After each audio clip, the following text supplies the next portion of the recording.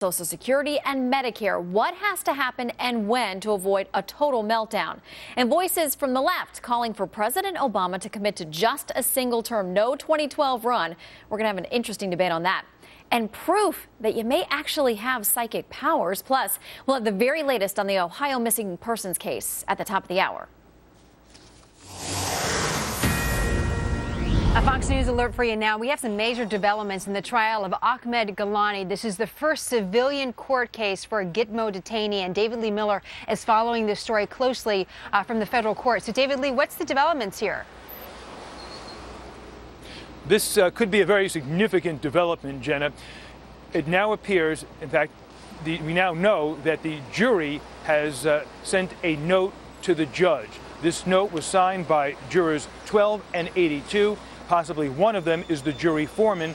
And the contents of the note, which was written in broken English, we are told, but read out loud by the judge in court, said, "My conclusions are not going to change. Being attacked by my views, is it possible to be replaced by an alternate?" The judge, the defense, and the prosecution began to discuss this matter, and then the decision was made that the jury would be released for lunch about half an hour sooner than had normally been scheduled.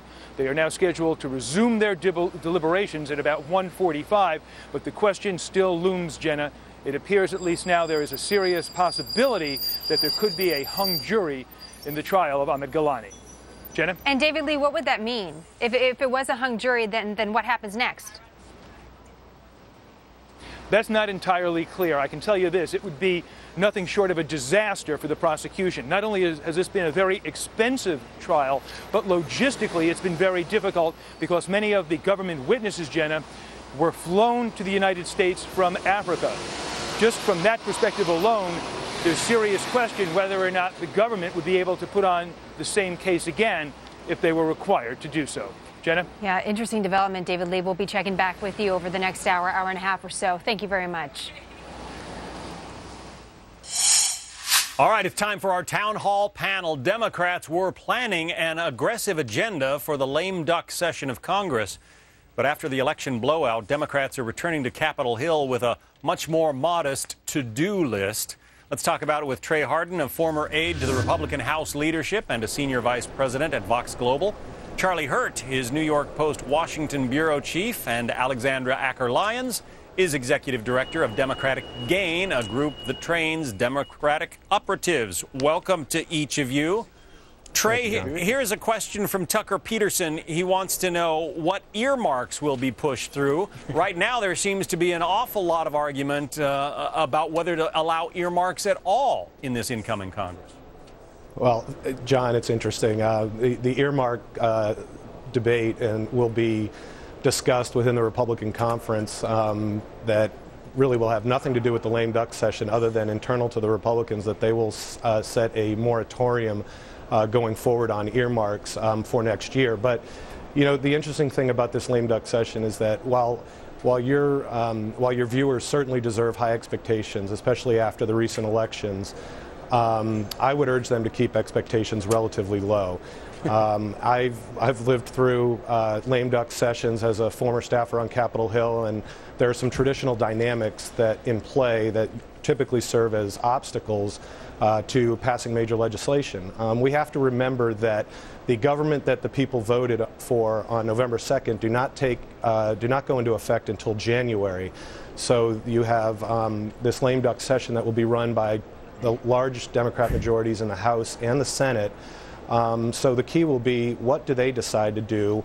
What do they decide to do on specific issues? What do they decide to do on earmarks? Right. And then ultimately the X factor is, what does the president decide to do? Alexandra, here's a question from Kathy McPherson. She says, if the lame duck session passes some bad legislation, can it be reversed by the new Congress? Well, sure, but really a lot of the legislation that's being proposed for this lame duck session is just kind of tying up loose ends. I think perhaps the most controversial piece would be an extension of the Bush tax cuts for the wealthiest Americans. I think that's what we'll see tying up most of this lame duck session.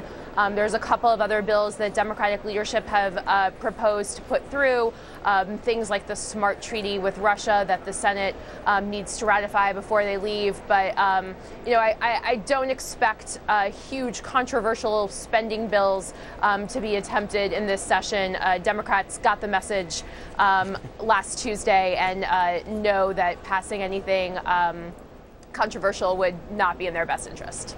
Here's a question for you, Charlie, from Alan Lindquist in Maine. He wants to know who might be more concerned with finding employment, these members of Congress who are outgoing. How hard is it for them to keep their focus during a lame duck session, and how does it affect how much can get done? Well, that's actually a pretty good question. I think a lot, especially when you have the large number of members, and not to mention the enormous number of Democratic staffers who are suddenly out of work and need to find employment for. Actually, I think they get paid through something like March, to be exact, which has always been sort of a curiosity. But in any event, you're going to have an enormous number of people tying up all their time trying to look for work. Yeah. But traditionally, Charlie, I think the members will stick it out, certainly. Charlie, stick with us. We're going to be back with more of our town hall panel ahead.